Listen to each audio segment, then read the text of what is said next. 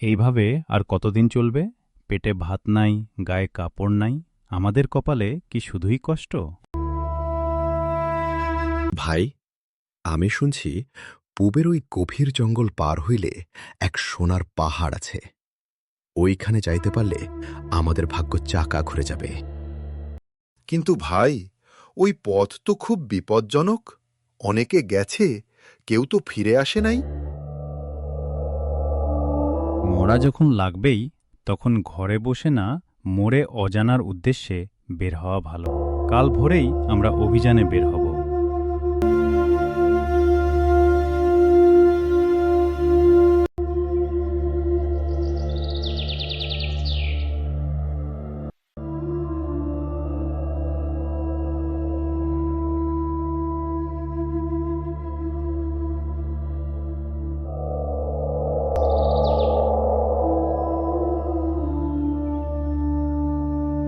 ও বাবা,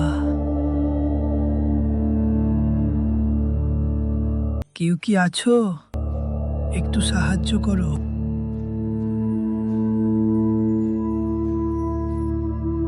আরে বুড়ো, আমরা নিজেদের জান বাঁচাতে জান লড়িয়ে যাচ্ছি। এখন তোমার পা ছাড়ানোর সময় নাই। চলো ভাইরা, দেরি হয়ে যাচ্ছে। মেজো ঠিকই বলছে, আমাদের দেরি করলে চলবে না। না ভাই, মানুষ বিপদে পড়লে তাকে ফেলে যাওয়া ঠিক না। তোমরা যাও, আমি ওনাকে সাহায্য করে আসছি।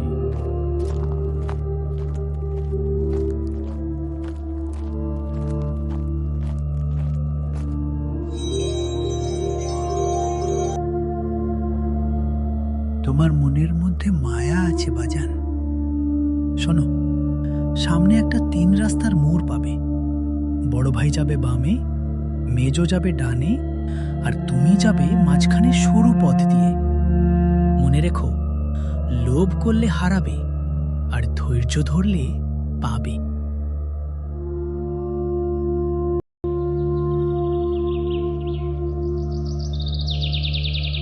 বামের পথটা খুব সুন্দর।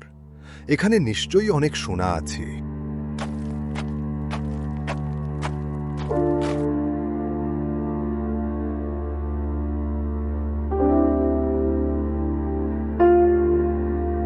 ডানের পথে হীরা জহরত পাবো আমি।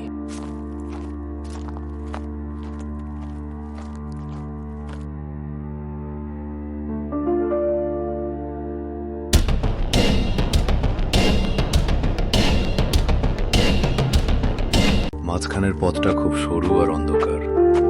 কাঁটা লেগে হাত পা কেটে যাচ্ছে, কিন্তু সে থামল না। অনেক দূর যাওয়ার পর সে এক বিশাল দিঘির পাড়ে পৌঁছালে। হিমেল, তুমি তোমার ভাইদের মতো তুচ্ছ ধাতুর লোভে পড়নি। এই নাও জাদুকরি কলস। এটা থেকে তুমি যা চাইবে তাই পাবে, কিন্তু মনে রেখো, এটা কেবল সৎ কাজে ব্যবহার করবে।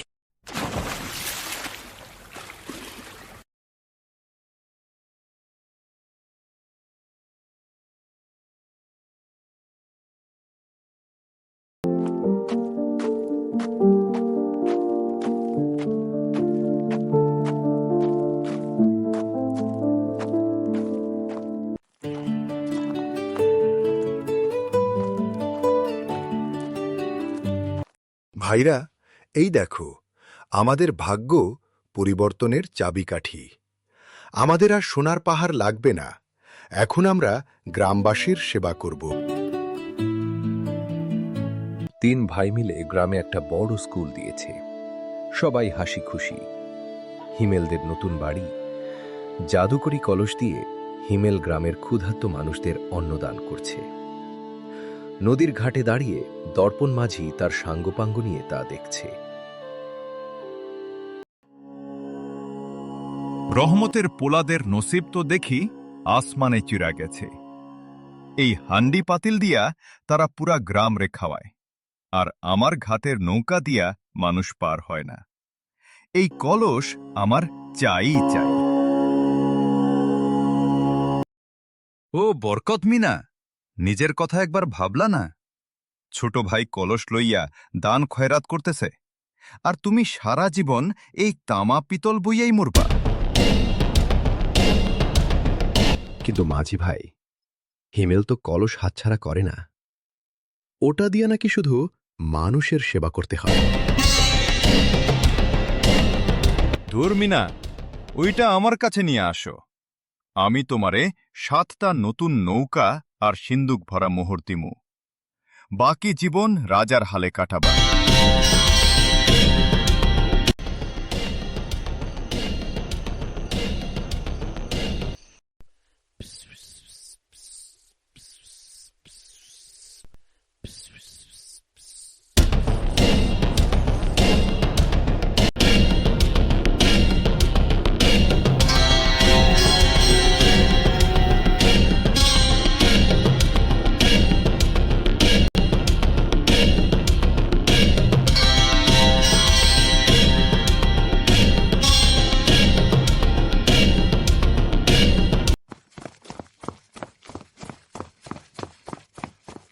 বরকত, কাজটা কি ঠিক হচ্ছে রে? হিমেল জানলে তো খুব কষ্ট পাবে।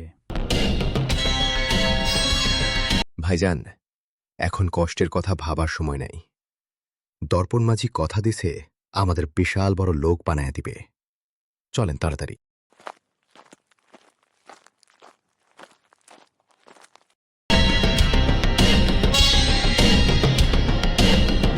এবার দর্পণ মাঝির ভাগ্য খুলবে। ওরে কলস, আমায় সোনা দে, ঝুড়ি ঝুড়ি সোনা দে।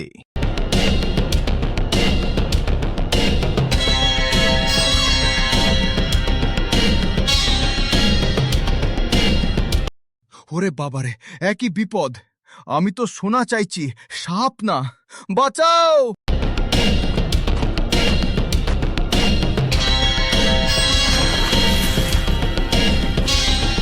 দর্পণ মাঝি, নদী যেমন সবার জন্য জল দেয়, এই কলসও তেমনি সবার সেবার জন্যে। তুমি চেয়েছিলে একা ভোগ করতে, তাই তোমার পাওনা তুমি পেয়েছ।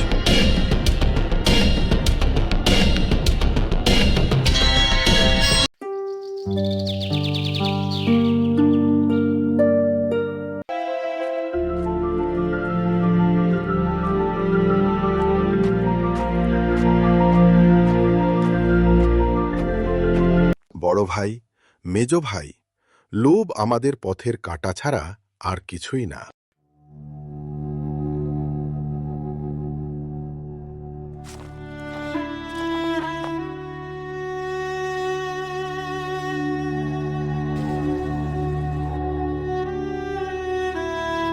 চলো, এখন থেকে আমরা নিজেদের হাতে ফসল ফলাই। অন্যের দান বা জাদুর চেয়ে নিজের ঘামের কামাই অনেক বেশি শান্তির।